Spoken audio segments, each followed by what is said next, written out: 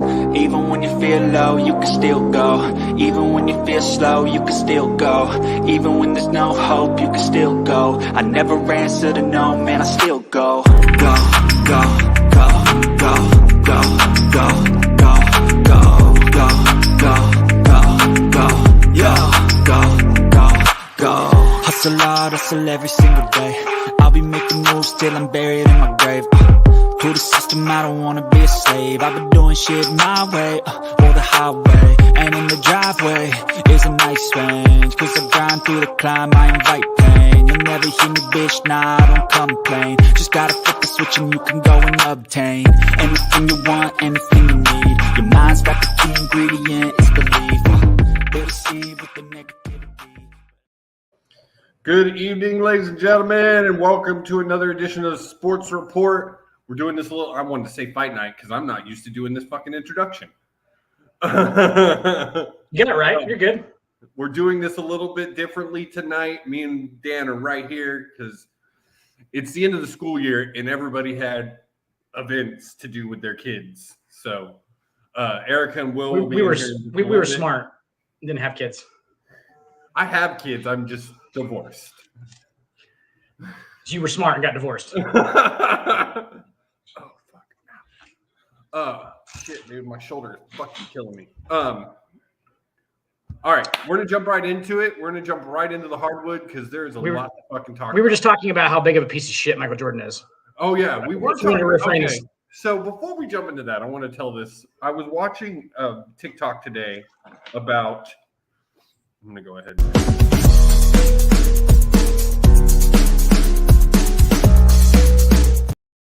Because we're going to talk about this and we're going to jump right into Ja Wick. Ja Wick. That's what I'm calling. Here's Johnny. So I was watching a video today about how Pippen and Jordan's relationship has fractured and is not near what it was in like 2018. Like they were basically brothers in 2018. Like you'd see pictures of them all the time. All this.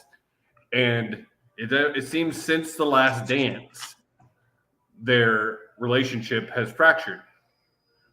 Now, The Last Dance is to blame for some of this. You got to know, even agree with this, Dan, and like I think even Will would agree with this. That whole documentary was just a Jordan puff piece. It was to make propaganda. Younger generation. Introduced them to Jordan. 2, it was released at a time when there was absolutely no other sports to watch. 3, right? It put him on this pedestal and then kind of talked about all the other teammates as supporting characters. Oh, yeah. I mean, barely mentioned. I mean, it talks about Pippen a little bit. Not much. Not one episode really is where they really dive into how hard it was for him to get in the league. But it doesn't really talk about how for the 2 years that Jordan selfishly went and played baseball, which it was extremely selfish. And weird. And there's a lot of reason. things. Yeah. Mob bosses and all kinds of shit. But something. Pippen now they didn't win championships in those 2 years, and they honestly should have. And that's coming from a fucking Rockets fan. Yeah. Because we lose those, we have nothing. Literally nothing. Right? Yeah, pretty much. I mean, honestly, the Rockets, without those 2 titles, would be one of the worst teams in NBA history. Basement. Oh, yeah. I can't argue with that. Like, after that, we've had maybe 3 or 4 seasons where we were possibly championship contender. One for sure. That was the Chris Paul season when he went down. Possibly championship contender there. But other than that, nothing. But Russ Westbrook triple-doubles and not a whole lot else. Yeah.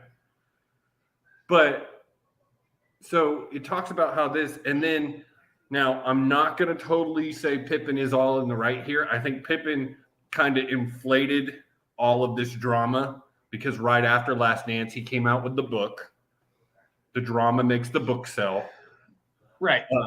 But on that same note, I watched an article with him and Shannon Sharp, and it said, "Do you believe that Michael is great without you?" And he didn't hesitate in a second and said no. And I 110% agree with that. Without Pippen, Michael is not. I don't even know without Pippen, if we're discussing him in the GOAT, because he doesn't win 6 championships. You can say the same about all of LeBron James All-Star teammates. Well, no, that's exactly what I'm talking about, Will, is the fact that you're saying you need them. Yeah. You need all-star teammates. That's what I'm talking about. And I was getting into the Last Dance and how it really made put Jordan on the pedestal and then put everybody else as kind of supporting cast. But it left out Pippen, left out the best rebounder in NBA history in Rodman. He also had one of the best 3-point shooters ever in that guy from Europe. I cannot think of his name. Tony Kukoc. Kukoc. Thank you, Dan. I knew you would remember. Had an amazing defender, one of the best defenders in the league at the time. I can't think of his name, Dan. Come on. What are you talking about? I mean, there was Dennis Rodman was a great defender. He was in the starting 5 for Bulls. He was Ron there. Harper. Ron Harper. Yeah. It doesn't. You have to take into account if Jordan doesn't have one of those guys, they don't win 6. Hell, you can say the same thing about Tim Duncan. Again, yes, it's all of them. Yeah. If Tim Duncan didn't have Ginobili and Parker, they don't win it. Right. Yeah, I mean, It's the same thing with Boston. If it wasn't the big 3 of Boston, they don't win it. I'm just saying, more than any sport, you cannot be winning in the NBA as a solo dude. That's correct. It is all about team play. And I mean, look at LeBron James the last 13 years. Look at those seven finals losses, and a lot of those teams are good. A lot of those teams are really, really good. He's got a second, he's got a third guy. I get it, but some of those rosters in the middle there are fucking garbage. Mm-hmm. Yeah, are fucking garbage, and but I mean anymore. I don't know if it was so much in Jordan's day. I think Boston showed it with only really having their big 3. They didn't have a lot of supporting cast on that team. It was possible back in the day with a 3 and 4, but now, if you don't have 5 core players on a team, you're not going to win a championship. Well, yeah, I mean, you look at. I wanted to bring this up with you, Dan. Austin Reeves. Holy fuck! I gotta give pushback because you said without that big 3, people forget Dennis Johnson made a difference. Danny Ainge made a difference on those teams. But it wasn't just the big 3. You're talking way back big 3. I'm talking about way back big 3. I'm talking I'm talking Boston big 3. You were talking about Garnett and Rondo and Pierce. Yes, that one. So what Danny Ainge teams are you talking? Oh, you're talking about what Danny Ainge teams are you talking about then? That's way back. When you go back to the day, where you go against when Boston and LA were rivals, and you go back and you watch Bird. Oh yeah, Mikhail, I see what you're saying. Yeah. Okay. Mm-hmm. Yeah, I got you. Okay. Mm-hmm. Just like Dude, goddamn, James Worthy. Yep. But what I brought all this up for, Will, was to talk about the fracture Kurt of Rambis. the relationship between Pippen and Jordan, and to say that even I think you would agree. I know you see Jordan as a GOAT. That's not the question. Yes or no? Is Jordan a good person? See, he stopped the hell out of his own teammate. Exactly. Yeah, we don't. Amongst other things, the slapping the teammate is like. I'm kind of just all right, whatever. That's just dog stuff. That's the moment shit. Even Pippen, the video I was watching today said he used to take Pippen for $100 every home game. But what every home game because he would bribe the the Titantron people to tell them who were going to win the Titantron races. But what did Michael Jordan say in The Last Dance also? He does say that he couldn't may do have it done without it Pippen. unconventionally, but if you think that, then you've never won anything before. You think what? He may have done things a different way, but if you don't understand it, you never won. But I don't agree with that. I don't agree with that because you look at LeBron, who's really he's never come off as a bad guy. Never. He's never really lost either. I mean, even in finals, really he loses, but does he really lose personally with those when he goes to a finals by himself? He takes it as a team. Well, I'm saying like I don't think he takes it personally. Like no, there is a limit to like winning a game. Like I have to draw. There's lines that you have to draw, and Michael Jordan didn't have lines like that. That's just like during games though. Like the heat of the moment shit. Like in Ndamukong Suh, I've met in Ndamukong Suh. And most people would say that Ndamukong Suh is a piece of shit. One of the nicest fucking guys I've ever met in my life. He does in the heat of the moment stuff. He does in the heat of the moment shit because he gets like that. So all of that shit with Jordan, all the betting and all that shit, that's all that competitive side. And I'm actually willing to like completely excuse that because I don't think that's really him. But I actually think that he's probably just a piece of shit when he's not.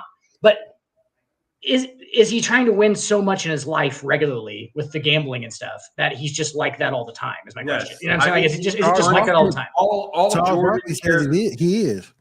I think there's your difference right there between like him and LeBron. All Jordan cares about, even probably to this day, being 60 years old, all he cares about is winning. Can I ask you a question? Like he's like 51. Can I ask a question? No, he's 60. I thought he's not, dude. No, he's not. I'm looking it up. He's in my range. He's older than me. It was he was born on February 17th of 63. So I know that off the top of my head because of cards, but like that's shit that would be, wouldn't it? No, that's 37. Yeah, 37 plus 23. Oh, fuck yeah, he is. All right. Fair enough. He is 60. My bad. That's my fault. He turned 60 this year. But can I ask a question though? Can I ask a question though? What's wrong with winning? Nothing's wrong with winning, and but winning is not everything, Will. At what cost, Will? Yeah, like at what cost? It's not. I used to think that too. I really did. I think here's the thing. Here's the thing with me.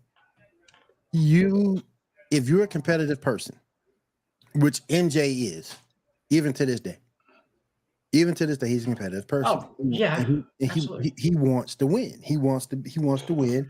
He wants to be successful. People go about life and they do things in different ways. That doesn't make him not a piece of shit though. Right. But some people like LeBron take things a different way. I'm gonna be a nice person. That's all I'm saying. Be a good person. That's all I'm saying. But Mike took it a whole completely sideways and said, fuck this, I'm gonna win. And if you don't like it, fuck you. And that's exactly Michael Jordan in practice punched Steve Kerr in the face. I know.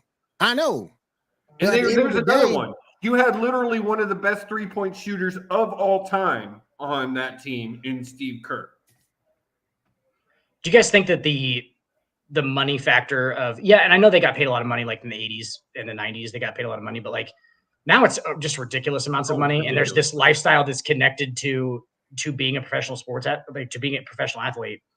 Do you guys think that that's like part of the thing now? That's taken the actual winning part and kind of made it less important to a lot of dudes. Yeah. Because of like, because you say all the time, Dan, you've got guys like AD, even though AD is showing out in these playoffs, and I've been because he's already in it, because he's in it now. So when they get in it, then they'll start like taking it a little more serious. But like, you can't do that. You can't just flip switches in professional sports. Like you got to be on it all year long. Like Kobe was a perfect example. Jordan was a perfect example. LeBron is a perfect example. He is on it all there's year. A great example.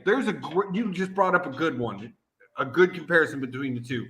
Kobe and Jordan, very similar mindsets. Yes. Do anything to win. I would say Kobe is a good person. Yes. He did it in a way that didn't seem like fuck, like he never came fuck you, I don't care, like to fans or reporters or anything like that. Right. Yeah, he seemed respectful about it, but obviously behind closed doors was Jordan just did it. I mean, Jordan was like kind of respectful, like everybody at the time. He was like, not everybody, but people in the public light, he definitely wasn't like nobody was saying like he was a piece of shit then. Really, everyone was kind of like, yeah. But my thing is, do you have to be? You don't have to be a good person to succeed in whatever your profession is. No, and I'm not saying that. All I am on the field should make a difference because if Michael Irvin off the field, you can make an argument he's a druggie. You can make that argument he was a druggie. But are you going to take away that there was a time you could have said Dion is a glory hound and only cares about himself and money. Aaron Hernandez and Ray Caruth pretty much solidified. Aaron Hernandez and Ray Caruth pretty much solidified the whole thing that we understand. This is not a moral fucking the professional sports are not a. We're holding a lot of these guys to standards that they don't even deserve to be held at. So like I'm not. I am saying that like, yeah. That brings us into our main topic for this subject. Ja Wick, man, making money, living his dream. Living anyone's dream, really, and was just suspended right before the playoffs for brandishing a weapon on IG, and then not a week after getting out of the playoffs, does it again. And I'm sorry, this suspension during the offseason is absolute bullshit. It's kind of hilarious, actually. Huh? It's kind of hilarious, but like... I mean, it's hilarious in the fact that it means nothing. So he's clearly just getting preferential treatment from the NBA. From the NBA as a whole. Well, look at it. It wasn't enough time for him to make any progress. He wasn't in rehab that long. No, he wasn't. I bet it wasn't even fucking rehab, dude. I bet it was like a fucking hotel he went to stay at. What makes it look so bad is the fact that he's came out and said all the... I made a mistake. I need to be better for my daughter. He was totally, and literally not a month later, he's doing it again. Hey, here's the thing though. Where is it illegal? Is it illegal for him to be in that SUV, brandishing a firearm? Is it actually illegal for Ja Mourant to be doing that? That's what I want to ask. The state. It would depend on the state if it's licensed. There's is that car moving? His Second Amendment doesn't matter because he's not governed by that. He's governed by the NBA. That's a private entity. That's what he's governed by, and that's what rules he has to set. That makes sense. I see. Those are rules that he has to go by, and that suspension is coming. It's coming. Yeah, I think so too. It almost has to they're all about saving face in the front offices of these. You think they moved the suspension to be in effect at the beginning of the season?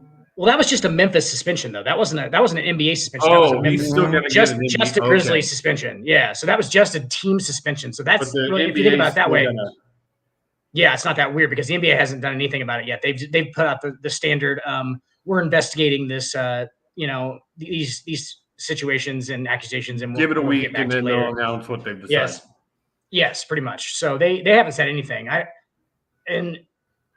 People are probably going to make a decision here pretty soon. If you think about it, I mean, they're going to have to. So, my frustration is just more like this dude is living the life, like, and he's worked hard to get where he is. He hasn't. Well, I mean, everybody probably hasn't though. A pro athlete has worked to some extent. They have, but like Ja Mourant had just the natural born ability. He hasn't had to work that hard to get where he is. And I'm saying that with all due respect because the talent is still a thing. I'm not saying that he's not a hard worker or he did, but I'm just saying like he didn't really have to work that hard because he's so good naturally, physically. And like in college, yes, he worked at his game. I'm not saying that I'm not saying that he didn't work that hard. I am saying that he didn't as hard as some guys have to work. No. Do you think he had to work as hard as fucking Chris Middleton had to work to get in the NBA? No, hell no. Like, you know what I'm saying? Like he's basically kind of skated in there. Said, the guy we were just talking about, Pippen, who probably worked harder than anybody, is probably at the top of the list for hard working to get in the NBA. And he's a 23-year-old kid, dude. Yeah. Like if I had that amount of money and that fame and that clout at fucking 23 years old, dude, I wouldn't even be around to garnish a weapon because I'd be dead. So like literally, that's like the thing. Dude, likely. Absolutely. Like I would be, it would just be a fucking Robert Downey Jr. type situation where I'm pushing cameramen and fucking, like that kind of shit. Getting into fights with bodyguards at clubs. I'm not saying I definitely would have done that, but like that is absolutely a fucking way more of a possibility if you have that much money and that much fucking fame and that many people that are like, just everybody that you meet is telling you how awesome you are. It's easy to think that you are awesome, like that you're so awesome that you don't live within the normal. Like his reality is just not the same as a normal person's reality. Do you know what I'm saying? Like it's just totally different, and we don't know how we would react to that shit. Like we don't. Like some of us would crash and burn, and some of us would just maybe not, just live a normal quote unquote life. But he's 23 years old, dude. Like he's young as fuck. And I totally will. Bunch of idiots. And he's around a bunch of enablers too. Yeah. But he also said that in that speech a couple of weeks ago that he was going to reevaluate who was around him, and he obviously looks like the same dudes. Mm-mm. Looks like the same dudes. Mm-hmm. Those are the same guys that almost beat up the mall cop. Mm-hmm. And so those guys. I totally agree with both of y'all on, yes, he's young, he's got a lot of money, he's living the life that he's probably always dreamed of. And unfortunately, for a young black kid, gangbanging, all of that is always kind of in the purview. Well, it's looked on with more. I would say it's looked on with more of a glow than a negative, just because it's infamous. Yes. Well, the Crips about to whoop his ass because they don't appreciate him throwing up the gang signs. That was going to be my next. I just watched a video. The Crips say if he keeps throwing up their C's, he's going to get his ass kicked. Mm-hmm. He's not a Crip, correct? No. Yeah, that's why. He has no affiliation. That's what I'm saying. Yeah. And the other thing there is he's constantly wearing red and then throwing up C's. Do we know that he's not a Crip? Well, from the video I watched, from a guy who is or was saying he is not. Now, does that mean he isn't? No, but I would say probably not. This motherfucker. This motherfucker is from Middle South Carolina. Yeah, I know. It's a suburb. It's not like he's from Compton. Yeah, from Compton. It's a suburb. That's why I was saying like. But I guess you can go back and look at his Instagram and see him as a kid. I've seen those pictures. Those are hilarious. Yeah. The memes that are like, sometimes we had to go to a second summer home because we didn't have enough money to go to. Mm-hmm. And I'm like, oh my god, it's so fucking hilarious. But yeah, that doesn't mean he couldn't have like tried to be after that. Middle class. Oh, he was upper middle class. Dude, he lived in a fucking suburb, bro. Mm-hmm. Okay. Yeah.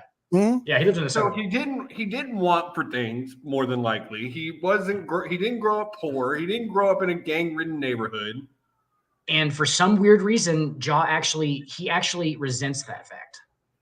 Clearly, like he wants why he's doing this now. Is again, I think this kind of goes to hip hop music and things like that. Is it makes that life look more posh than it is, especially when you have not so much now, but back in the day when you had guys like Lil Wayne and others getting arrested for guns and things like that. It's comparable to like the rock lifestyle, mostly white guys. But like then there's the rap and there's the gangster lifestyle. It's kind of the same kind of thing. Like when you're like expected to be this thing, like you're supposed to be an Ozzy Osbourne when you're a rock star. You know what I'm saying? Like you're supposed to be this thing, and like I was the white kid that loved hip hop. Right, like that's expected to be like a thing that you're supposed to do when you get to that level. Like, and it's the same as like the being the rock star. Like you're supposed to do drugs and fucking get fucked up and write all your music. It's all you're always supposed to be high and shit. Like I see it as kind of like that same kind of thing. Like that's the same thing that Ja is going through. Is he has like an imposter syndrome kind of thing. Like he's actually resents the fact that people think he isn't hard because he grew up in a fucking suburb. So he wants to be hard overly. You know what I'm saying? Like he's trying to like kind of overcompensate for that fact. And it's strange, but it also makes his behavior very erratic. The thing that gets me, I'm disappointed in his father. I agree with that. because instead of his father saying something to him, trying to talk to him, smacking him in the face. He's trying to say, "You're my friend." Yeah. No, you're not father, his friend. You are the parent. Act like it. Well, I don't think his dad's willing to give up the Benjamins. No, that's definitely got a point of it. I don't want to upset the money train. Which I mean, but still, no. When you're his dad, you shouldn't get that anymore. You know what I'm saying? I understand where he's coming from, but dad needs to realize that if Ja doesn't stop, he's gonna fuck up the money train. Right. That's the real thing that everybody's missing here. That's a really good point. Or Ja's gonna fuck it up for both of y'all. That's the fucking thing. That's the thing. Is like why would you not, even as his father for him at this point, why would you not just sacrifice that? Do you know what I'm saying? Like that's kind of where I am with Will 100%. Like I am disappointed in his dad because his dad didn't make that decision. His dad wasn't about Ja Mourant, his son. He was about fucking the money that his son makes now. Mm-hmm. And like that's the fucked up part. And I hope that at one point he just realizes like, oh shit. Like not only is he gonna fuck it up for both of them, but wouldn't you be willing to trade? Like even if you had to trade, hey, I won't be on the money train, but I'll at least try and get him to stay on it. You know what I'm saying? Like that's basically what it is. Mm-hmm. Like if I want my son to succeed, so I am willing to fucking sacrifice my relationship with him to like because of the chance that he has to. That's what I feel like it should be at this point. Like he's got to say something to him. It's got to be something. You can't be his like Wilson. You can't be his fucking friend, dude. Like there's not going to be any money left, like Josie said. Like that's a great point. Like, there's not going to be anything. If he continues down this path, he might lose his son altogether. Yeah, well, that's something he should be willing to sacrifice at this point, though. I meant physically lose his son. Like that's what I'm. Yeah, that's what I'm saying. Like so he doesn't die. Yeah, like that's what he should be willing to do at this point because that's where this is going. That's where these things go. This has happened before. I mean, or he either loses his life physically, or he does something that makes him go to prison for the rest of his life. Because that's a legitimate. That's what I'm saying. Like, if dad doesn't step in, he's going to ruin his life, not just lose his career, but either end up in a grave or end up in jail. Right. Yep. That's the fucking. I mean, that's the end of it. I understand, like you said, like I understand why you wouldn't like. Why he doesn't do it because he's like he's definitely in on that fucking money train, dude. Like I get it. Like your lifestyle is completely supported by this amount of money that's coming in, and I get why you would stick around. But at the same time, you got to make a decision at that point. Like you're his dad. It's getting out of hand. Like it's getting a little bit out of hand. He's going to lose his entire career and possibly his life. That's when's the line going to trip for him where he's like, oh shit, like this something real bad's going to happen. Like how many bad things have to happen before we fucking realize it? Like, I don't know, man. Can't tap people on the shoulder anymore. Before we move off this subject and talk about the playoffs real quick, what do y'all think is a reasonable thing for the NBA to bring down?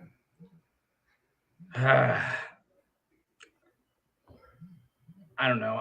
I'm so like I hate the NBA and their fucking moral high ground bullshit all the time. Like I just hate it so much that it's hard. This is a biased answer, I guess. Like I hate to, but they're going to. Let's just say I'm not going to go with what I think they should do because that's a whole different can of worms that we probably shouldn't get into. But I think what they will do is probably not punish him that badly. Like it'll be maybe like 10 games at the beginning of next year, maybe.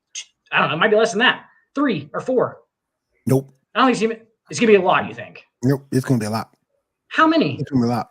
It's going to be a lot. And under what preface? It's going to be a lot because they want to make an example out of y'all. I was going to say. They don't want to make an example out of it. They would have done it already. They're making an example out of him to make sure other players stay in line. That's how that's what right now. You're saying now they will. Plus, he was suspended the first time. Yeah, it wasn't NBA suspension. It was more of a Memphis Grizzlies suspension. But he went to Adam Silver, lied to his face, saying, I realized the error of my ways, and I'm going to get better. And look what you do. Look what you do. They're going to make an example out of that man. It's going to be 25 to 50. I agree with Will on this. I think I think it comes down to Adam Silver gave Memphis a shot. They let him do their suspension, listen to what Ja had to say. I think now Adam is going to be like, nope, I've got to make an example. We've got these young kids coming in and saying, I need to use this man as an example. I think 25-50. I think that's what they're gonna do. I agree with you guys. What should they do? Like, what is the actual? What's the actual? What should they do? Half the season. 41 games. And some people say the entire season. I mean, there's a part of me who was thinking that, and I'm just like, I don't know, missing an entire season. There's so much riding on the money for the NBA. Yeah. On Ja Mourant, because like there is not several times, Dan, only like American really doing it right now, being the superstar. Jason Tatum. Even though, again, we're going to talk about Austin Reeves might be coming behind. For all the white guys. For all the Austin white Reeves, guys. For all the white guys. Austin Reeves is showing out for all the white guys right now. So he's playing fantastic. We're going to talk about that in a second because he's impressing the fuck out of me. Yeah, but Austin Reeves. I agree with you in the fact that yes, Ja is that guy as far as U.S. players. He's the only one really doing it big right now. So I don't think you can give him a whole season. But I could see half to maybe 3/4. And then we start talking about the white Ja Mourant. The white Ja Mourant, Austin Reeves. But yeah, we'll keep you updated on this. I'm sure there's going to be more movement. I'm sure we'll be talking about this again next week when the NBA hands down their punishment. Good God. Do you think so the NBA's, you think they hold off and they don't implement it until the actual season starts? Games, not time? Because what is the time? What's the time even worth? That just makes him like not good in the offseason. Like, what the really fuck? looks stupid with this suspension. Like, they really don't. Keeping him away from the team. Oh, the team facilities that he wasn't going to anyway. Interesting. Interesting, Memphis. Interesting, Memphis. You kept him out of somewhere he wasn't actually going anyway. So that's great. That would be like, hey, Dan, you're fucking suspended from the swimming pool. And I'd be like, cool. Haven't been there in 15 years. It's don't like care. If I said, Tony, you're suspended from Sports Report. Oh, wait. Oh, shit. I'll do it anyway. or Tony, you're suspended from the gym. Count it. Damn. Oh, fuck. Count it. Damn. He just comes on. He's like, I was watching. I was watching that.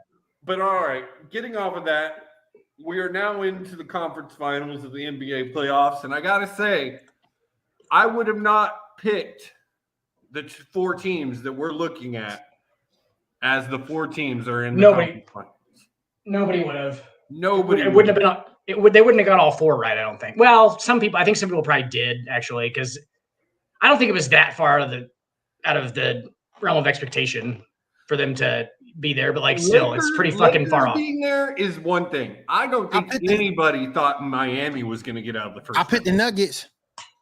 You did, and I picked the Nuggets too to be in the West Conference Finals. But like, I don't think I would have. If you would have made me a betting man, I wouldn't have picked like them to be like all 4 of the teams, like to be against Denver. And then Miami. The Miami thing is weird as fuck because you're gonna have Milwaukee on that side of your bracket no matter what, right? Mm-hmm. Almost everybody is. Almost everybody's gonna have Milwaukee on that spot again. And if Giannis isn't hurt, there's no way Miami gets out of that round. No, I don't think so either. And even like, with the freaking will of shit. Now his name. Who's that? Jimmy Butler. Jimmy Butler. Thank you. Jimmy Buckets. I mean, got that dog. Willing. Yeah, he got that dog in him. Willing Miami as much as he can. But yeah, I don't think there's any way that if Giannis wasn't hurt, that Miami is anywhere near this. Giannis. Yeah, that's what I said. Giannis. Yes. Oh, just like Josie called the Carolina Panthers, North Carolina. Hey, fuck off. They're the North Carolina Panthers. They're in North Carolina. That team they play in North Carolina, so fuck off. The Panthers for all the Carolinas. Hell yeah. For all the Carolinas. North Carolina, They North play in Carolina. North Carolina, therefore they are the North Carolina Panthers. Goddamn. Oh man. But you know what? Foxborough I ain't gonna stay in Patriots. front. I ain't gonna stay in front. I think the winner coming out the West. I don't think it coming out the East. I would You think the title's coming out of the West? Yep. Yeah, I think they for sure. I think it's either Denver or LA. Is it Denver or LA? Boston had to scratch and claw and fight to win this series. Like they barely got through it last night. Is anybody giving the Heat a chance? He didn't watch the game. What do you think the odds are of the Heat? I'm gonna look them up real quick. What I saw is 94% to 3% is the chance. 94% that it's Boston, 3% chance that it's Miami. So let me see here. So Miami's a plus 370. So if you make a $100 bet on Miami to win the finals with 4 teams left, you win $370. That's a plus 370 is a lot. Like that's saying that they're definitely underdogs like a motherfucker. Out of the 4 teams left, they are definitely the biggest underdog. So Boston is negative 475. So you have to make a $100 bet to win 4750. Mm-hmm. Oh, so they're actually Boston is higher. Boston is the favorite. Boston is the favorite for sure because if Miami wins, you win $370. Okay. If you just say I want 100 on Boston to win the Eastern Conference Finals, you win $47.50, like $47.50 compared to $370. Okay. Yeah, that's what that means. So like plus 370 is $100 is you get your 100 back, you get your bet back, and you win $370 on top of that. And then negative 465 is literally that you would have to bet 100, so you get your 100 back and you get $46.50 back. Ladies and gentlemen, does that make sense? My betting coach right here. Oh yeah. I shouldn't be your coach. I can tell you how to do it. Definitely don't follow what I do because it doesn't work. Because sports betting is a fucking crapshoot. Gambling because I know very little. Sports betting is a fucking crapshoot. Over-unders meant, so yeah, over under 9.5 was the over. Look, this is how good these guys are at it too. I just watched the Yankees game. The over-under was 10.5 runs in the entire game, right? 10.5. Guess how many runs they scored? 11. So it was 7-4. Dude, they get everything so fucking close somehow that like a lot of people who say sports are set up, which is the most ridiculous fucking thing I've ever heard in my life. Yeah. Say that these dudes like know more about the fucking games than anybody else does. Like who's gonna like, oh, you do this kind of thing because they get so close to it. But like it's really just like they just use a lot of cumulative data, which basically tells them what they do is they analyze entire seasons. They look at last year's entire season, every game they played against that team. What did they score? Yeah. Those betting machines, they're just using a lot of computers is what they're doing. And they're creating simulations and they're making those numbers off this and moving it to like, oh, this guy got injured and they can take that out of the simulation, and do it's craziness. It's fucking craziness. But I mean, and they just run the game over and over and over. What AI has started to do just in the last couple of months. So, oh yeah, you get it, yeah. And this has been going on for a while. Like this has been going on for 20 years or more, where they've been getting this close to it. And it's like, what the fuck, dude? Every game is like the last couple of plays. It'll change the fucking outcome of a bet, and you're like, what is going on? Like, how the fuck did they know it was even going to be like right there? And sometimes they get it wrong because it's human error and shit. If somebody gets injured in the middle of the game and they have to change the odds or whatever, then yeah, they get it wrong. But like with all of the components there, they get pretty fucking close. Anyway, go ahead. Sorry. But so let's look at the West for a second. You got LA and Denver. I gotta say, I realize Denver's the 1 seed and everything, but LA is hotter than any team I've seen in a very long time right now. And I'm not just talking about LeBron. LeBron, yes, is playing great, 24 points a game, putting up insane numbers for a guy who's been in this league for 20 years. It's insane. It's crazy.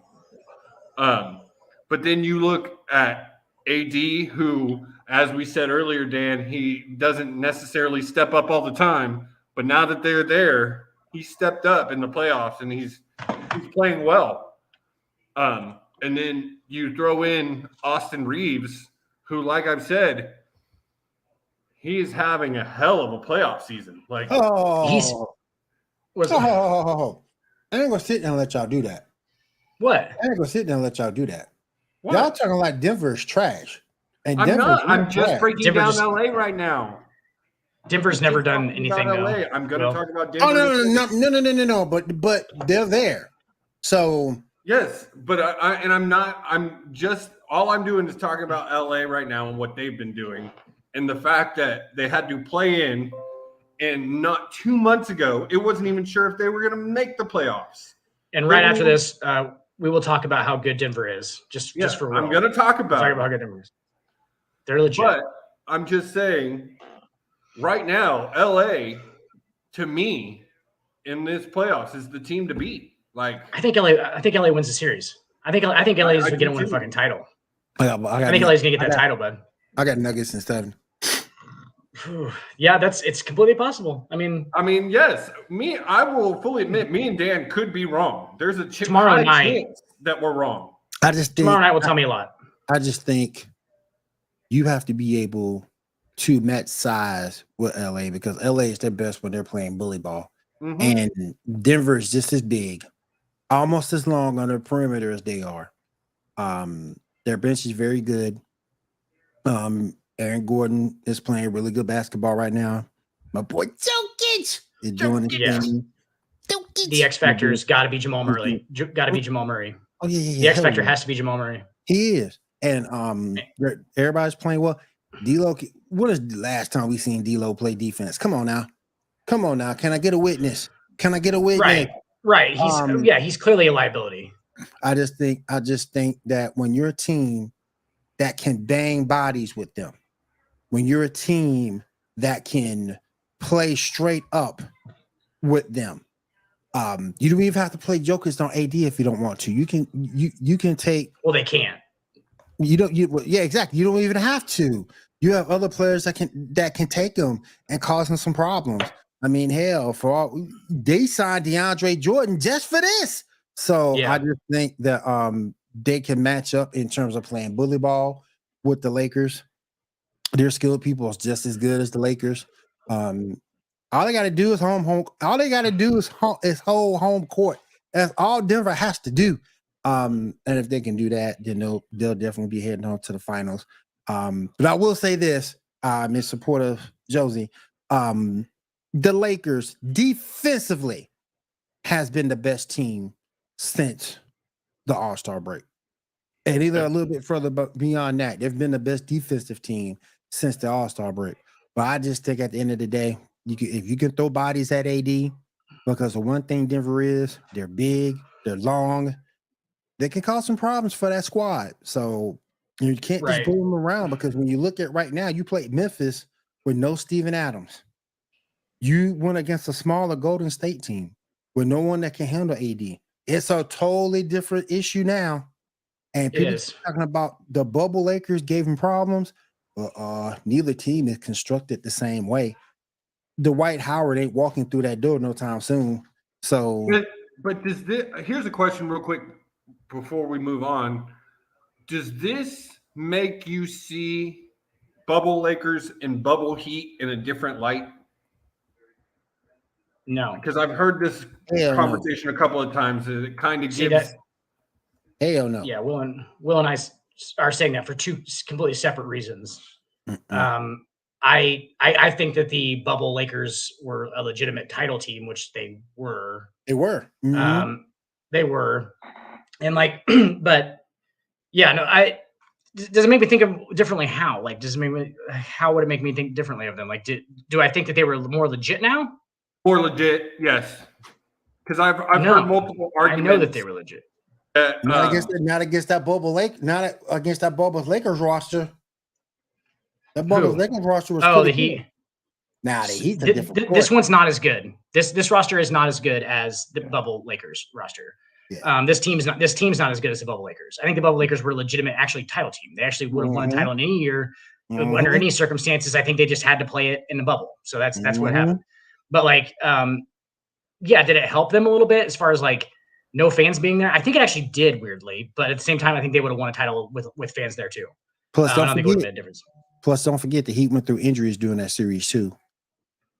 They weren't completely healthy during that series. They went through some injuries. They wouldn't have. They wouldn't have won. They wouldn't have won anyway. But full I'm just strength. saying, But yeah, no, I hear you. But that Bubbles Lakers is way better than this team you got right now. It is. But I mean, I think it's possible for them to win the title still. It could be. They could be because, like I said, I think if they beat the Nuggets, that's your NBA champion. I was gonna say, well, if they beat the Nuggets, are LA the champs? Yeah. Because I don't trust Boston. You got to have somebody that can handle AD. Robert Williams is Mr. Glass himself. I was gonna say logistics wise. Will, I get why you said that. I get why you said the West thing. Yeah, Robert Williams is Glass Man 2.0. I mean, and what? The dog and Jimmy Butler can only last for so long. But it's not just the dog and Jimmy Butler, though. Go back and look at the rest of that team Miami has. You got to give Bam Adebayo some props. They got options like a motherfucker. They got some like a motherfucker now. Mm-hmm. Yep. Yeah, Christian Laettner coming off. Christian Laettner and Kevin Love coming off the bench. Very similar to Christian Laettner, actually. Really. Similar to Christian Laettner. They have a similar game. Love was better in the NBA, but Laettner was better in college. Oh yeah. But no, I get it logistically why, like gameplay wise, why you said that about like them not whoever comes out of the West is winning the title because there's nobody on Boston or Miami that's going to be able to fucking handle the size of either one of those teams. Nope. Like and Will, that's what it comes down to a lot in these play. That's why the fucking Lakers are so goddamn good in the playoffs at this point because they just play bully. They bully people. It's it turns into this weird like struggle and like between the referees and them. And like I get why people are like, oh, the referees set it up and shit. They didn't set it up, dude. The Lakers are forcing them to make fucking calls, dude. They're just gonna force it. Like that's what it's gonna happen. Like they're just forcing these dudes into decisions. And like if that's how you play the game now, that's how you have to fucking play the game, dude. Maybe pick up on that, guys. Like don't blame the Lakers for doing it. Maybe pick up on what they're doing and just do the fucking same thing because you could. Like it's not like LeBron kind of he didn't just figure out fucking like it was like, oh yeah, I could just like fucking I don't know, I could just complain about every call. Like, no, that's how it works. Like if that's how it fucking works, then fucking do it. Like stop fucking complaining about how LeBron's complaining about every call and he still gets the calls, guys. He's still getting them, even though he's complaining, even though he's, like he's still getting them. So like you have to just you got to go down into that level, I guess. And I don't trust Boston because Robert Williams is Glass Man 2.0. I don't trust Miami because Bam can't handle AD by himself. Bam's not even really a post player at this point. It's not really more of a perimeter guy. He's like Big Sean Marion. Well, you're right. As much as you want to talk about, yes, Miami's got more than just Jimmy, but Jimmy doesn't score like he's been scoring on LA or Denver. There's no way. I don't know. See, I think he probably does. Yeah, I think he probably does. That's the thing. But they're just going to be able to. They're going to let Jimmy Butler fucking trade buckets with them all day long. And they're just going to shut everybody else down. Let me rephrase. LA and Denver will keep up. LA and Denver will keep up with Jimmy, even if he's scoring buckets. They won't let him will a bunch of wins out of the series. Basically. Exactly. They're not going to let him just like will a bunch of they'll let him have his fucking 40. Most of what has happened in this playoff for Miami is him willing. It says a lot about the East. Especially without Giannis. But I think if you do take Jimmy Butler to other teams, he still does what he does because he did. He does. He did that with the Bulls. He did that with the Timberwolves. Yeah. He did that with the Sixers. He's just that good. He's just that good. With one other big name All-Star, possible championship team. Jimmy Butler basically controls the backcourt like a bully would control the front court, like a big dude who would control the front court. Like he controls the backcourt that way. Like he controls the guards that way. Like he's so physical and like that dude is a fucking specimen, bro. Like he is a fucking specimen. Like he looks like he's juicing like a motherfucker. To the truth. Like 6'6".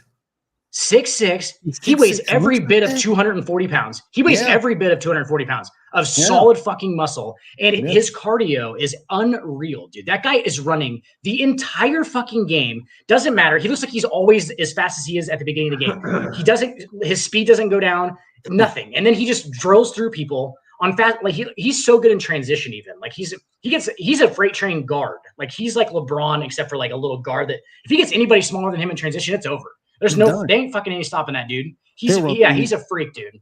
He's like He'll run through you just to prove a point. Yep. Yeah. He's just bigger and stronger than everybody in the front in any backcourt in the league right now. So real quick, Dan, just a question. Out of the 4 teams that's left, who wins playoff MVP? Oh God. So that actually implies that I have to like pick a winner too, basically. Because I mean, well, I'm looking at unbiasedly, playoffs, and then I was going to ask you championship if it's this and championship. Finals MVP is actually in the finals. So yeah, Oh, you're saying playoffs? Playoffs. Who's the MVP? So outside of the finals, so like if they once these series are completed, that would be Jimmy Butler. Jimmy Butler for sure. Jimmy Butler. Anthony Davis is going to finish second in that race. I was going to say be second. AD's had a pretty good playoff, and then probably Jokic actually, probably Jokic and then AD. So Butler, I would say Jokic, AD. Yeah. I mean, LeBron's 4 or 5. I mean, LeBron's 4 or 5 on that. He's down there. Reeves top 5. I think he'll sneak into the top, like maybe at 5. So they're going to give him some kind of recognition for it. Yeah, he'll get something. He's still not like he's too young to really be in that discussion. He's the main kid. He's the main kid. He's still a rookie, isn't he? He wasn't even playing at. No, he's second year. This is second year. But he's second year. But he's the main kid at Lakers bitch though. He is. He's the 6th man. Let's do that. I was going to say, if there was a 6th man award for the playoffs, definitely. That's Austin Reeves for sure. Yeah. Definitely. Yeah. Most improved or whatever the fuck they do now. Sure. Most improved. For sure. Yeah. Just look at the Golden State game, Dan, or the Golden State series. Those first 2 games, he wasn't having great games. He also had Jordan Poole and Seth Curry on him a lot. Yeah. You have to understand. So, the thing you have to understand, he can go out there and be a menace to those smaller guards on Golden State. Yeah. He can go out there and be a menace. He has long arms. He's 6'7" legit. He can get his arms up there. He might get beat. And for a white boy, he's got some speed. And he's crafty. He might get beat by a step or 2, but he still plays. He still put effort into playing defense. And I mean, that half-court shot that he hit the other night was pretty. That's huge. It's like Pat Beverly's not like even close to being one of the best athletes in the NBA. Okay. No. He gets this touted a defensive player because he puts so much goddamn effort in on the defensive end all the time that it's hard for him not to be at least pesky at it. Like that's the thing. Like, so that is what kind of Will's talking about. Like if you put that much effort in the defensive end and you're long and you're kind of crafty and you know how to like at least defend dudes in the NBA, you're going to be pretty fucking good on defense. Cause a lot of them, I'm not saying they don't put effort defensively, but they definitely don't like go. It's almost like their defense is setting up their offense with a lot of guys. Right. That's what they want. They want to like set up transition. They want to do this things to like leak out and do all this shit. Austin Reeves ain't trying to leak out anywhere. That motherfucker is there for the long.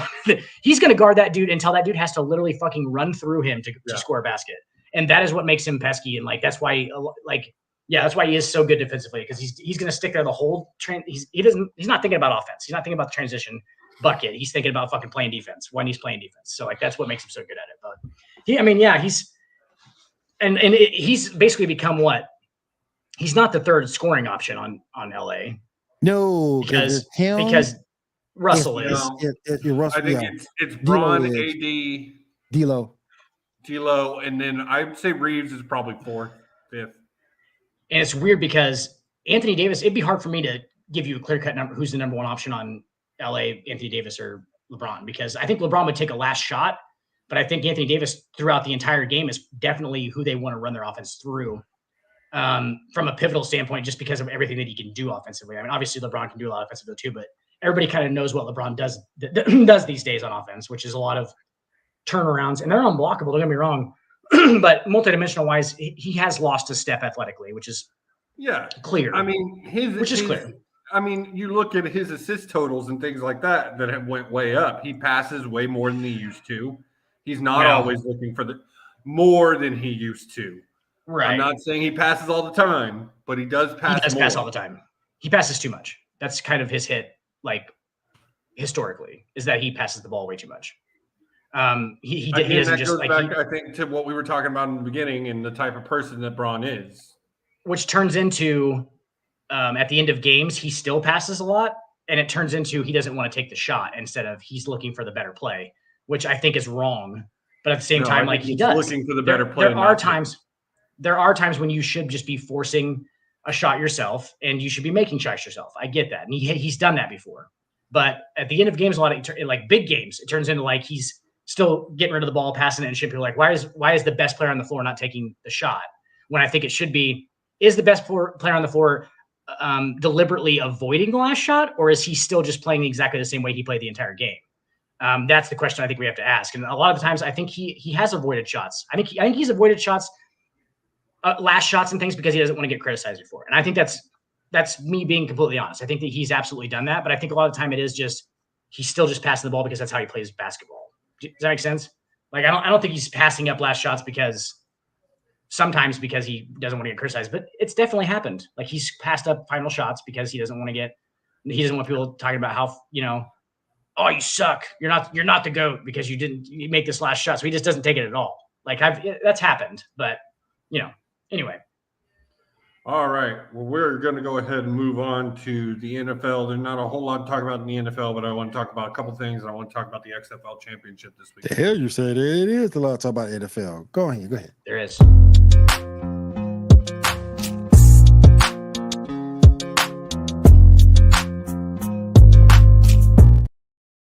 Okay, fuck you both. When I say that, I mean we're in off season, and it's not going to be a 45-minute segment like that just was. Well, we can't go over games, but sometimes the NFL likes to get juicy when they're off. They like to keep their off season juicy. Matt Ryan signed a deal with CBS today to be a correspondent, so that means he's at least not playing this season.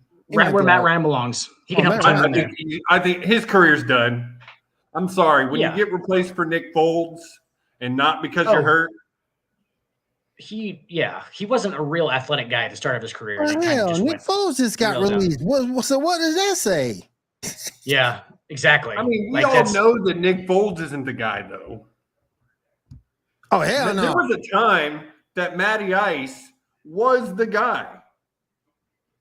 He just could never get the big one. Facebook user. Click that link. Yeah, hit the link so we know who you are. Click the link above or over there, wherever it's at. But to the side. We don't know where it might be over. Where it is, but it's around here somewhere. It's that way. They're keeping their anonymity because they're about to post some porn link or some kind of weird. But Matt Ryan had been the same dude since they lost that Super Bowl. Yeah, exactly. I think that was the end of Matt Ryan's career. It's David. My father's name is David. He's done. But he's going to the right place. He's going to the right place because he's a smart guy. He's a head guy. He can do the play-by-play. Now, there's a fine line with that though, because you have to know your play-by-play, but you also have to be entertaining. Yeah. Well, that's what I was going to say is I would say 50-50 right now, but there is a chance that Matt Ryan could be like the first white Michael Strahan, or who's the guy who's Nate? What's his name? Nate Burleson. You think? Nate Burleson. You think so? Because I think there's a possibility. I really got to see. Like Will said, I need to see him on screen and see if he has charisma. But if he has charisma and is able to play by play, it's a possibility. Are you saying what'd you say about Nate Burleson? Nate's he's all right. I don't know. I don't know. Well, the reason I say that is because he's popular. He's on everything. Got you, David. How you doing, brother? That's my boy David Fur from GNN. How you doing, brother? I only say What's that up, Dave? because Nate's popular. He's on a couple of sports shows every day. He's on Nickelodeon. I think he's even on a regular talk show now. Helps. He's a good-looking guy though too. Yeah, and I'm just. Does it not? I mean, I'm saying having that charisma, that popularity to kind of be above and get away from the NFL and not just. I see what you're saying. A sportscaster. I don't think that's. Yeah, he's going to be entertaining. I would agree that Matt Ryan looks like a weatherman. If that's what you're trying to say. Here's the weather in your neck of the woods. Yes, exactly. I'm Here's what's sorry, happening. David, you Got a were little talking drizzle. to three guys that know nothing about hockey. Precipitation up in Nebraska, and then we move further down to Georgia, and we see some daggone tornadoes. Yep. But yeah, I just You think know, but the thing with Matt Ryan that kills me, he was a good quarterback, not anything great, but it's those guys. Senator Romo, he was good. Hall of really good. Holler really good. Is Hall of definitely really where good, yeah. Ryan and Holler Romo really are at. good. well, and I think going back to that Super Bowl game, that was what defined it. Had they been able to win that game, I don't think Matt gets in his head as much and has the issues after that game. Had they won that game, and maybe he's not in the Hall of Good, he's up there more. All they had to do was damn run the ball. I was gonna say, like, by the way, not really Matt Ryan's fault. Like No, that was really not his fault.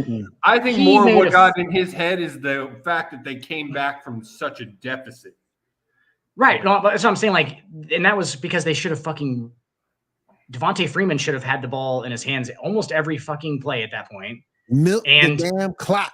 Yes, and what are you doing defensively where you're still giving up? How are you giving up long? Like, just play fucking nickel and stop. Like, Correct me if I'm wrong, Dan. Correct me if I'm wrong. Brady threw a pick six in that game. He did. yeah, A pick six. Well, and that's And the other still thing. came back and won the football game. Well, and that's the thing. With Brady, you have to know you give him any chance, any time, he has the possibility of coming back from the largest deficit. He's done it several times. So you're right. Keep the ball on the ground. Work that clock as much as you can. Try and get as many first downs as you can. Keep the ball out of that man's hands as much as you can. And that's what Atlanta didn't do in that game in the second half. when it was 28-17, that game was over. Yeah. Done. They were gonna. Brady had it in his head that he was like, "Oh shit." He's like, "I'm only 11 down now. I got a bunch of time." He's like, "It was over." It was just like that's what he was gonna do. The fact that Matt Ryan holds the first and the second record for biggest comebacks in an NFL game now because of what happened this season. That's crazy. Yeah, that's crazy. I mean, it was all right. He was a consistent dude. Hall of very good. But I'm One interested, MVP. I'm interested to see what he does with CBS. I'm interested. Won an MVP in the same year that happened. The 28-3 happened. That's the unfortunate part. He won an MVP, and that usually legitimizes he had guys an amazing season. Yeah, being the Hall very good. He did during the regular season. Yep. Yep. And then that's the unfortunate part is like, now people just forget he was an MVP. They're like, oh fuck, man. Well, you gave up a 28-3 in the Super Bowl. Like, here's my question: is being an MVP an actual curse? Depends Because on who. It depends on who. Save Michael Jordan. Save Tom Brady. Is being an MVP a curse? You saw what happened with Joel Embiid for the playoffs. For the playoffs. You saw what happened to Joel Embiid. We just talked about Matt Ryan. We talked Cam Newton. I don't think he won MVP that year, though, did he? No. Yes. Yes, he did. They went to the Super Bowl. Okay. Yes. Okay. Yeah. That's So that just backs your point up more. Yeah. Add him to the list then. So is winning MVP a curse? I think it's person to person. I think it's person to person. And I think more people than not do let it get in their head. Oh, I'm the MVP. I've got to go on and do this. And then they can't because they're so in their head about it. So but I think it goes person to person because it doesn't always happen. So you got two curses. You got the MVP curse around sports in general. And the Madden curse. Yep. Well, actually, been broken a couple of times. I was going to say somebody just debunked the Madden curse a couple of times. I think it was who was it? It was it would have been person on didn't Brady do it?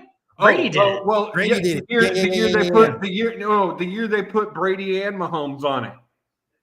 They were one of them won the MVP, one won the Super Bowl that year. Yeah, I think Mahomes won MVP that year, and Brady won the Super Bowl. Yeah. And then Brady won the Super Bowl. Yeah. Yeah. So there you go. So only players who have won MVP and championship in the same season. I was going to say Steph Curry. I knew that. Mm-hmm. LeBron did it twice. Mm-hmm. Jordan did it 4 times. Mm-hmm. Shaq did it once. Duncan did it once. Mm-hmm. Bob Cousy did it. It's a mindset. Shout out to Tim Duncan. Chamberlain did it. Shaq. Yeah, I just said Shaq. Kareem did it twice. Larry Bird did it twice. Bill Russell did it 4 times, and Jordan did it 4 times. So not a whole lot though, if you think about it. Like that's actually not. I mean, yeah, that's not a whole lot when you look at the percentage. I would say total, probably less if you looked at the NFL. So it's happened a total of like what they say.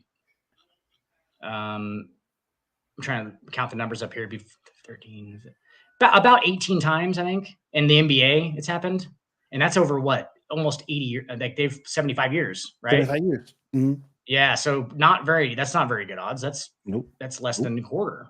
Yeah, or yeah. Because in 2 years, Jokic won it. They ain't go. Yeah, and that's weird. Going. Doesn't happen a whole lot. Nope. Doesn't happen a whole lot. That's interesting.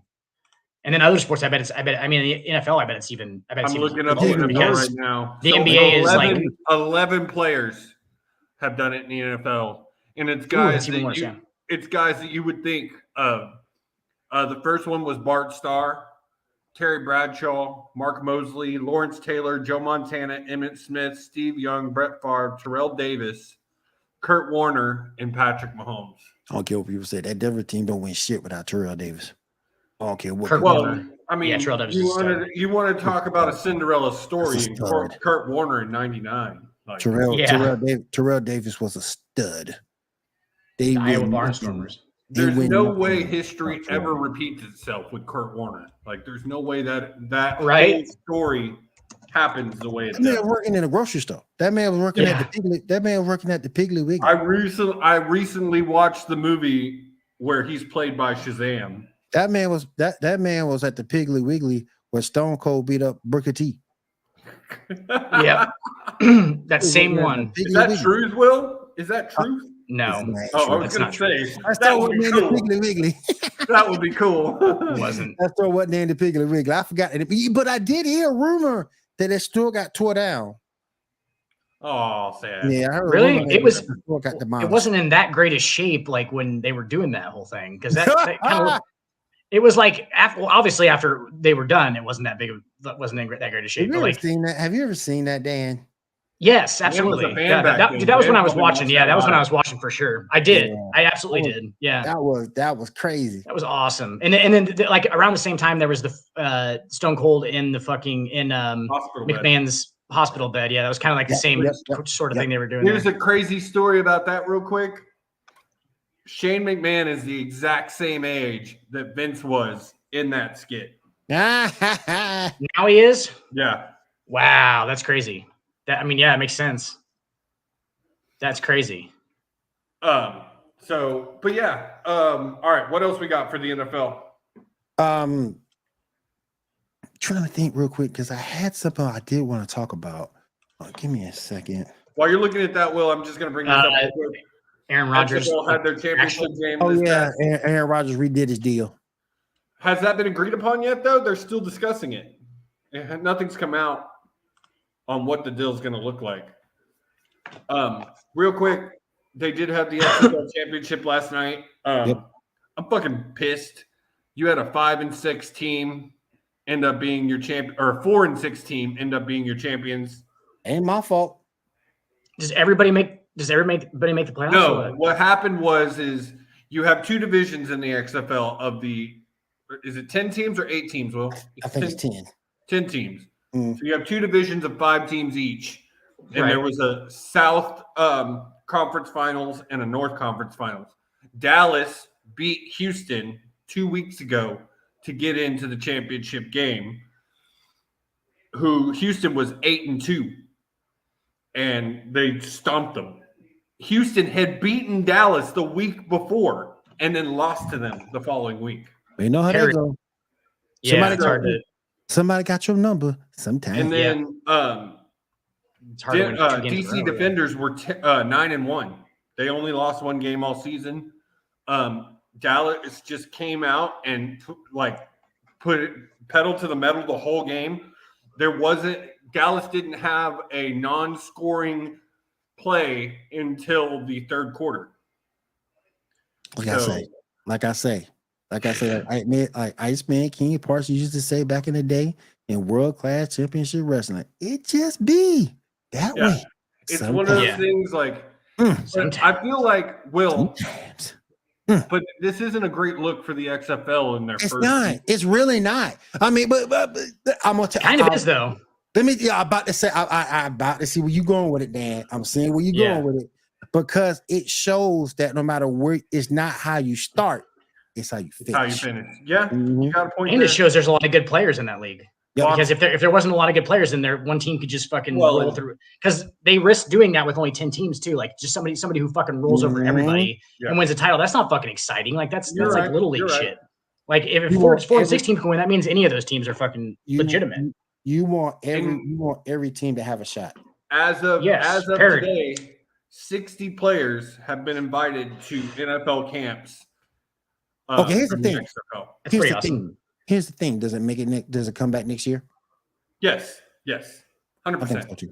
He's so. Already said The Rock is not going to let it shutter after 1 year. He's going to give it at least 5. Oh, yeah. I guarantee you they have a 5-year plan. And if some of these guys can come out of the XFL and be successful in the NFL, that would help them out a ton too. Well, you're like, guys coming down soon. Here in the next year or so. You're going to see guys coming down, guys that like possibly Zach Wilson. I think Zach Wilson ends up in the XFL, the USFL. That's interesting. In the next 2 or 3 years. Oh, shit. I don't think he's NFL caliber. Dallas Stars just advanced to the conference finals. Let's go. Yeah, we saw that, Will. We already said that. We don't know anything about fucking. We don't know anything about fucking. We don't know. That's the last team I think will make it, though.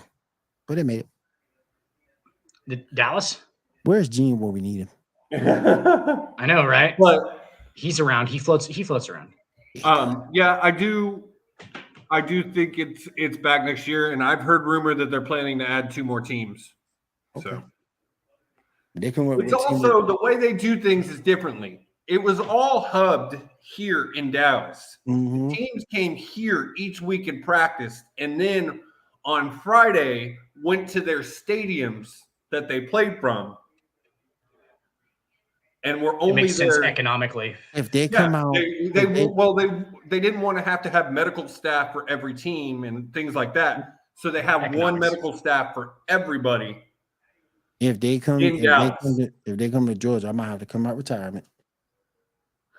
Hey, Will, you look like a hell of a linebacker. I think you're a linebacker.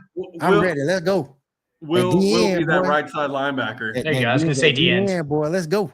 I was going to say you're a rush D end. You're more of a against the pass blitz D end. Just don't put Will on your blind side. You'd be getting smashed. Yep. Hey, what you got to do is just put an Asian woman at quarterback. Who will get it every time, every single time. Be like hanging a steak in front of a dog on their back, like the stick. Yeah, just go get it. New quarterback, Shingling. But yeah, Shingling. And I gotta say, Shingling.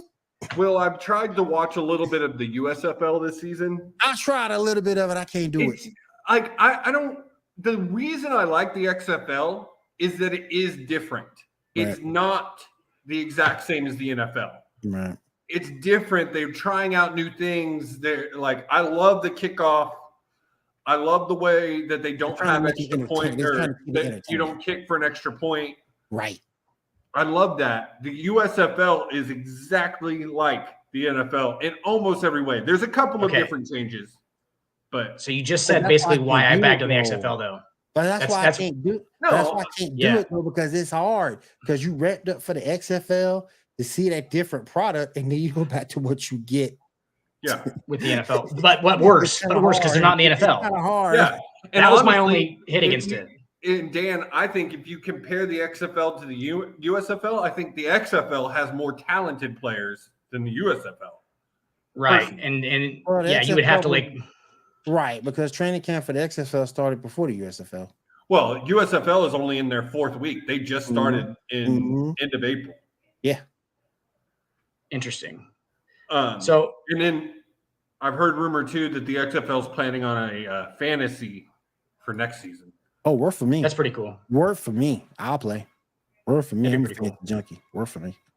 It'd be interesting because you wouldn't be able you'd have to really research players. Yeah, you wouldn't really you could definitely take advantage of the draft. Let's just say that. Yeah. In most cases, you could take advantage of the draft because a lot of guys aren't going to know who the fuck, you you ain't who's actually even what. Yep. Yeah, you have no history. You have no track record for any of them to, it's like somebody could just have a breakout year. You get them in the 19th round. You can just get your fucking starting running back in the 19th round. This is the best running back in the league. You ain't getting Derrick Henry in the 19th. I'll tell you that much. Nope. Yeah. So I think the XFL is around for at least a few more years. Honestly, I think there's a big enough market for spring ball that it stays around, period. I would say the USFL ends up either combining or folding before the XFL. It's unfortunate. It's also the fact that I think the XFL eventually turns into like a G League. They already have an affiliation. I think they already are, They already are. Well, to an extent. The USFL has no affiliation with the NFL. XFL does. Other than the fact they play football. Well, yeah. But legitimately, the XFL is a partner with the NFL in trying rule changes and trying different things. I think you will start to see some of the rule changes in the XFL in the NFL eventually. Some of them, not all of them. Yeah. Why do they call it a guinea pig when you get tested for things why would I call why would you call them because guinea pigs were commonly used as test subjects back in the day. Well, I understand that, but they aren't anymore. That's just why don't we change that stupid? That's a stupid term. So now it should be rats. It should be rat, but then we use rat for something else, so that doesn't work. Yeah, I got you. Mice, understandable. Guinea pigs just accepted now. Gotcha. Anything? All right. Well, what was your NFL stuff? I was just looking over everything, and I want to ask you guys, who are some of the rookies you think that might be able to make a lasting impact on their teams? I keep thinking, I thought Anthony Richardson might be more boom than like a boom and bust type player, but I think he might boom more than bust. I think he's going to boom. I think he's going to surprise people. I've been surprised with how much they were talking about him in the draft and being like one of the top guys. Now the talk about him is kind of turned and everybody's talking like he's going to bust. And I don't see it. I mean, I think out of who's going to make the most public impact. Yeah. It will be probably Ohio State has a famous line of pretty good receivers at this point. Or anybody who comes out of Ohio State usually is a pretty good receiver. So Jackson Smith and honestly, whatever the fuck his last name is. And it's not just because he's on the Texans. I think Will Anderson is going to be standout this season. I think you're going to see a lot of him. You guys think Will Levis is going to start for Tennessee? Yes. Over Ryan Tannehill? I'm not to start the season, but at some point. You think he's going to play because they're going to go, oh shit, Ryan Tannehill, we have a wide receiver that plays quarterback. Yeah. At some point, they're going to do that, and the only reason they haven't switched it is because they have nobody behind him. That's the reason why he plays. I hate to talk shit on Ryan Tannehill because I think he's a good player. He's an average to good player, but he's just not. Nobody who likes the the Titans thinks that fucking Ryan Tannehill is going to win you a Super Bowl. Not one fucking person. They just don't. Nope. So that's going to bleed through at some point now that you have somebody who you think you can go to, some highly touted guy you think you can go to. They're going to do it sooner rather than later. It's going to happen. Jalen Carter is what I was going to say though. Actual impact for a team, Jalen Carter is going to make easily the biggest impact because it's not that it's easy, but it's better suited for defensive linemen to make impacts immediately on the gameplay. That's why I said Will Anderson, Dan, because I think he's going to see more of an impact there than you see from Stroud or. And if you think about it, a lot of that is because that's just read and react stuff. That's just literally read, go. It's just use your talent, go. That's why those guys are usually the dudes who are going to be legit for a long time are usually legit immediately because that's such a reactionary position. While you have wide receivers and most obvious quarterbacks who have to make reads in different ways that don't immediately come to quarterbacks have to make reads and everyone's faster and stuff like that. With defensive tackles, they're going against pretty much the same size of guys. Are the guys better? Yes. Like they're going against the same size of guys. It's the same sort of thing that they were doing in college. So it's much more easily translated. And from like the defensive side as a whole, really. I mean, look at Sauce Gardner and a lot of these guys just make impacts immediately defensively. That's always who you look at to make the biggest actual defense, like unless there's a standout rookie, obviously. There's guys who come out and just kill in their rookie year, which is very rare. Look at the team he plays. Well, and honestly, looking at my Texans, I'm not sure Stroud even starts to start off the season. Y'all gonna have Mechanic. No, Mechanic's getting released this week, I've heard. Wow. No, it's going to be Case Keenum. Why y'all disrespecting Mechanic? It's going to be Bryce Young and Quisenberry. Bryce Young would be your like my bet. Quisenberry. You can't be good with a name like that. Quisenberry. Johnny Quisenberry. That's like that fucking that's like that Key and Peele. That's like that quarterback name off Friday Night Lights. Quisenberry, get in here. It is. It's that Key and Peele. That Key and Peele thing. That's our fourth string at the moment. Is Demarius type Territrix. Quisenberry, get in here, Quisenberry. Action Jackson, Flaxen Waxen. That was a whole lot of nothing, but at least he listened. I think Davis Mills is getting cut, and then it's going to be Case Ty Keenum Royal Smoochie Wallace. And Stroud at 2. And I think by probably week 4 or 5, Stroud is starting and is the starter. Doing Davis Mills like that. That's just so disrespectful.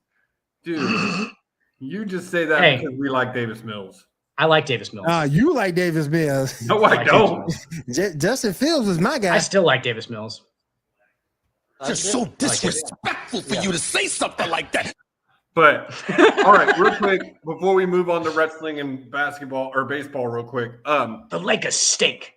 Out of the draft and the free agency, who do y'all think is going to make the biggest impact in the NFL this next season? What team? Looking at their draft and their free agency. What team?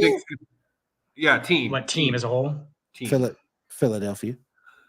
I mean, I agree with that, Will, but that's not surprising considering they were in the Super Bowl. I'm talking. It wasn't the question who's the unsurprising one. That wasn't the question, Josie. The question was who's going to make the biggest. I'm okay. Now, if you look who's going to be the biggest surprise? If you're looking for an underdog, then you look at somebody like somebody like a Seattle or New Orleans to be an underdog. That's my pick. I'm thinking Seattle. No. I'm thinking Seattle. For what reasons? They had an amazing draft. Gino had his best season. I realized it was one season, and you can't really compare one season to an average career. But I think it's also Gino works good under Carroll. I think Gino will have another good season in the fact that he's now under a good coach. They had a deadly wide receiver duo this past season. Now it's a trio with the draft. They've added some good in free agency. I just think I see Seattle at possibly a 2 or 3 seed in the NFL. How often though have we ever seen a guy who's basically floated around and been a journeyman for 10 years ever just come back and just win a title? Hold on. Never. So you said 2 or 3. Okay, so I'm looking at it. Philly, San Francisco. San Francisco doesn't have a quarterback right now. You don't know what they're going to be doing. But for the most part, when your boy Brock Purdy comes back, they're still saying Purdy may not be back this season. Well, we'll see what they do. Still he's had issues since the surgery with the elbow, and there's rumor that he might have to have another surgery. Regardless, though, San Fran's roster is ridiculous. Yeah, really, that roster is sick. That defense is sick. Their quarterback situation is up in the air, and that don't matter though. You can take. They got your boy. Throw somebody in there. You can throw anybody in. Hand the ball off. You got Christian McCaffrey. Yeah. You got Debo Samuel. You also lost. That's all you need. The man that got you the best defense in the league is no longer there. We can put 7 in our offense, and they'll still be clicking. Yeah, I'll run that defense. Hell yeah. I'll run that defense if I have all those guys. I'll be like, yeah, guys, see that ball right there? Go get it. And they'd be pretty good at it. I'm not so sure with San Fran with their QB issues. That's just my worry. And it's something that we saw with them this year. It's a legitimate worry. It's Fourth string. Legitimate concern. But I They really haven't know. had a quarterback for 10 years, huh, Will? I don't Count it. know about 2 or 3 though, because there's a team that's kind of bothering me a little bit. A team that's kind of a team on the come up, maybe even more than the Seahawks. That's the Giants. Oh, other than I don't think that Danny Dime is the guy. I think he is. I think he could be. He I think he could be. I think he could be. I don't think it's as bad as we originally. Yep. Yeah, I don't think it was as bad as we originally liked. I think that he got a lot of shit because his team sucked. Yeah. And he sucked along with his team. It also helps that he has one of the best current QB head coaches in the league. True. And he's got Saquon. And if Saquon can stay healthy. One of the best running backs as long as he stay healthy. Yeah, that's the kicker. That's speaking of fucking Lakers. Does he stay healthy? Nuggets. And if he doesn't stay healthy, how much does Saquon end up missing this season? God, I hope he doesn't miss anything. I don't even want to talk about it. If we talk about it, it's going to jinx it because that's how. Like I feel like we might be able to injure Saquon Barkley from right here. It's like if we just talked about it enough. Man. Strong win. So I was just about to bring that shit up, and I'm not gonna fucking do it because I can just see where he gets like his foot stepped on and his nose starts bleeding or something. Like he's gonna get stepped on his foot really, really hard, and it's just blood just spews out of his mouth. We're like, what is going on right now? That man foot gets stepped on, he hold his shoulder. Yeah, he's like, oh, I can't feel my arm. I can't feel my arm. He said, what the fuck? You can't feel your fucking arm. What? How does that happen? What did you? What? You didn't get a stinger, dude. You play in the NBA. Like, what the fuck are you doing? Like, what are you doing? You are made out of porcelain, my friend. Goddamn, dude. It's just gonna happen now. Let's go ahead. Thanks. All right, let's go ahead and talk about some pro wrestling real quick. We going on an hour and 26 minutes. Yeah. Yep. I don't have a lot to talk about, so it'll be quick.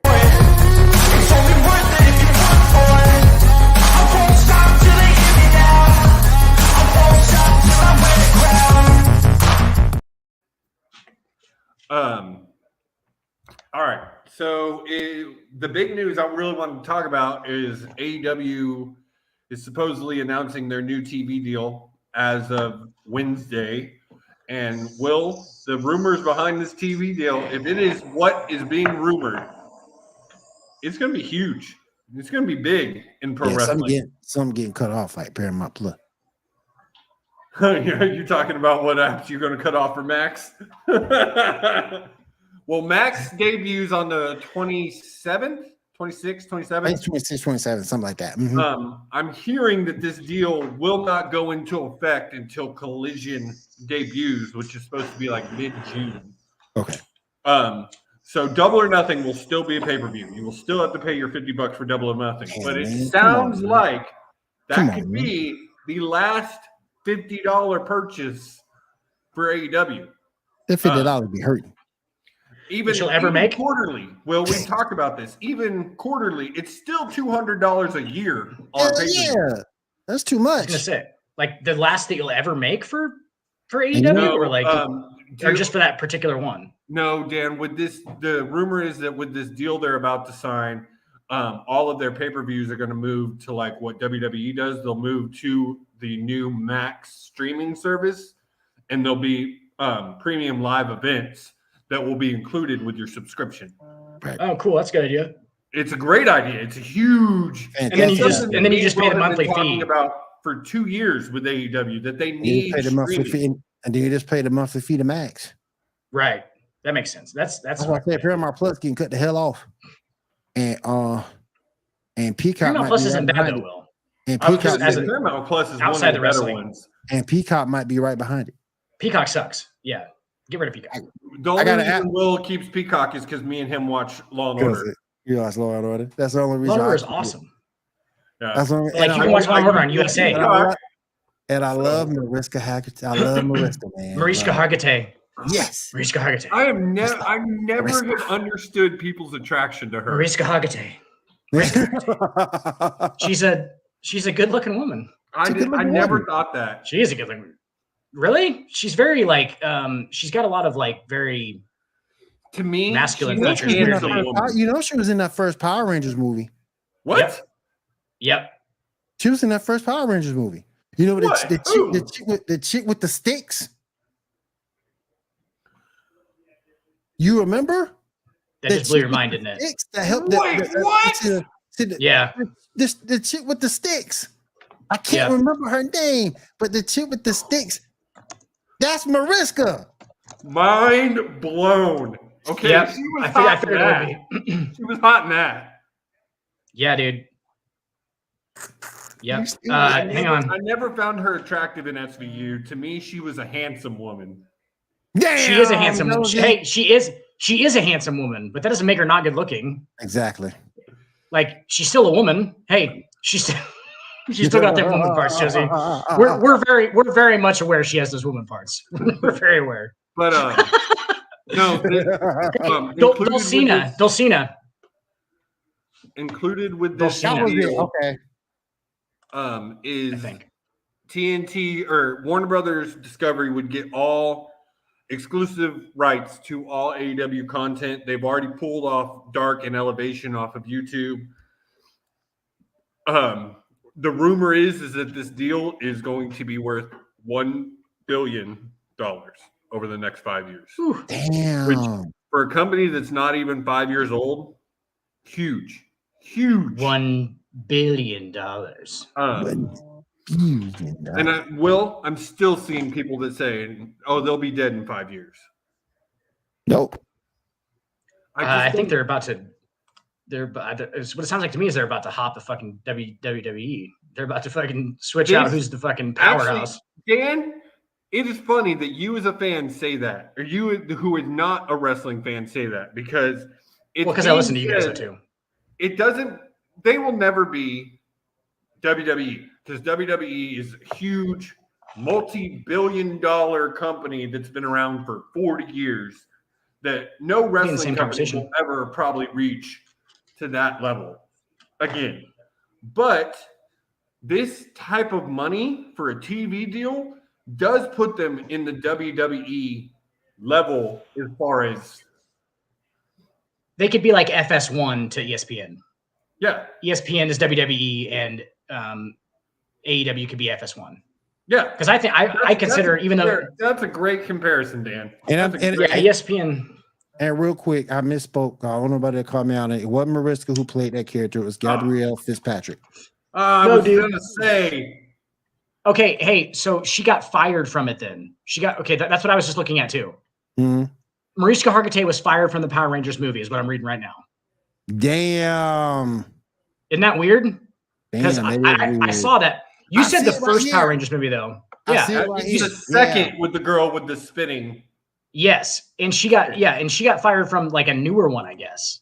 Mariska Hargitay, unless she was the one that was played at, but she got fired from a new one. This says 2019, so like that was the one that came. That was why I was confused. There was one that came out in 16. The one with Ivan Ooze is the best one. Agreed. Yes. Agreed. That's the best one for sure. I fucking actually enjoy that movie. I would actually watch that movie. That's the first original Mighty Morphin Power Rangers. That's what I thought. Okay, yeah. So that one wasn't the one, but like I knew what Will was talking about. But this is apparently newer. I had heard that somewhere, but yeah, like she got.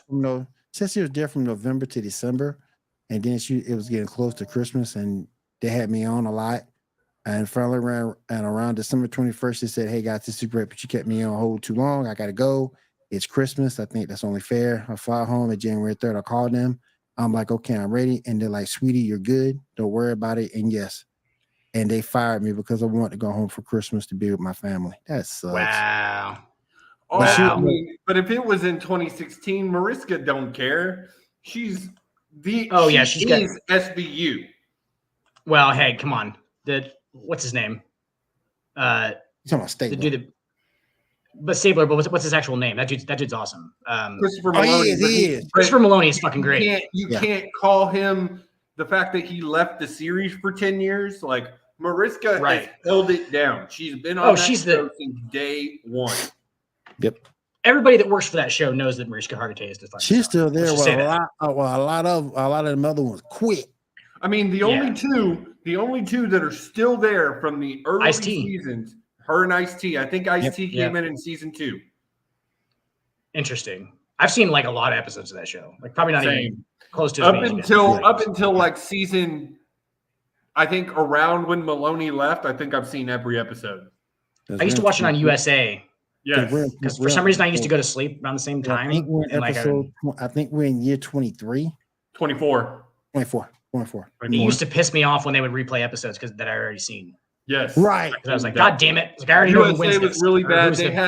They had a block of ones that they would show over and over and over again. It sucks. There's so many episodes. You can watch all of them. You should be able to watch them all on Hulu. I don't know if you still can. I doubt it. You can watch them all. Probably. You can watch all of SVU on Peacock. Yeah, you watch all of SVU on Peacock. This might make you guys mad. You know which one? I actually like Criminal Intent better because I like Vincent D'Onofrio. You like the Sniffer? My grandpa used to call him the Sniffer. I don't like Sniffer that much. It was he could sniff out clues. Criminal Intent was alright though. It was alright. He was the bug from Men in Black. Yes, he was. Vincent D'Onofrio, and he was Private Pyle from Full Metal Jacket. I remember that. I'm a Full Metal Jacket. Yeah, he is the bug on Men in Black. Did a great fucking job, by the way. That's one of the best villains ever. Egger. In the Egger suit. Yep. The bug in the Egger suit is Egger. Is fucking Chris. I love him. He's also in. Honestly, not talking about Mariska. Him and Maloney are two of the best to come off of the Law and Order series, other than Jerry Briscoe. Jerry Briscoe was a fucking man. Yeah, it was. He was. Go ahead. Sorry, he was fuck. Now I forgot. No, Daredevil, the new show on Netflix, the new Daredevil on Netflix. Yeah. He was the villain in Kingpin. He played Kingpin. He played Kingpin in Hawkeye, and he's going to be playing Kingpin in the new Daredevil show that they're bringing back. They're bringing it back for season 2. Yeah. Yep. Disney's going to relaunch it. I love that first. Which is a good thing. Which is a good. And they're bringing back the guy who played Daredevil too. So that means with him, there's a possibility of them bringing back the Defenders, and I love the Defenders, with the exception of Iron Fist. Iron Fist sucked. But anyway, let's go. Punisher over. Hang on, I wasn't quite done with wrestling. We got on a rant. Go ahead. Hang on. So, yeah, this deal with AEW is huge. I'm anxious. The first full announcement is supposed to be coming Wednesday, and then Tony Khan is supposed to be announcing Collision Wednesday night. Collision. Will, here's my question. So the rumor is $1 billion. If it's not $1 billion, are people going to say that it shit on it? No. I mean, people will because they're wrestling fans. I mean, it's coming. The IWC, but if you're AEW, just lie. But you got enough AEW fans out there who will portray it positively. Just lie if you're AEW too. Say it's about. Oh, yeah, this is the greatest thing since sliced bread. 1.6 billion. What the fuck going on? Real quick on the WWE side, you saw the tournament for the new World Heavyweight Championships took place this past week on SmackDown and Raw. Your competitors at Night of Champions will be AJ Styles versus Seth freaking Rollins. Me and Will have been saying for weeks that Seth Rollins is going to win this. Shit. I would say, Will, I had a kind of epiphany. It would have been really cool to see Edge win the title he never lost and close out his career that way. It would have been cool. My last little bit of news is rumors coming out that Randy Orton's wrestling career is done. He's being told by doctors, his father, by WWE, that he does not need to get back in a ring.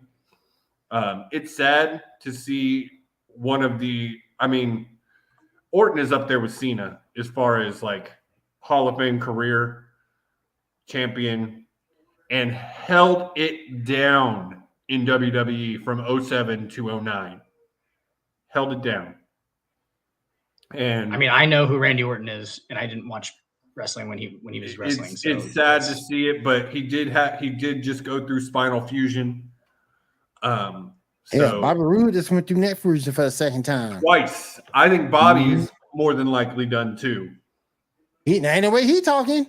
No, I know he's not talking that way, but after the healing happens and the doctors, I think doctors are finally going to say, no, you're done.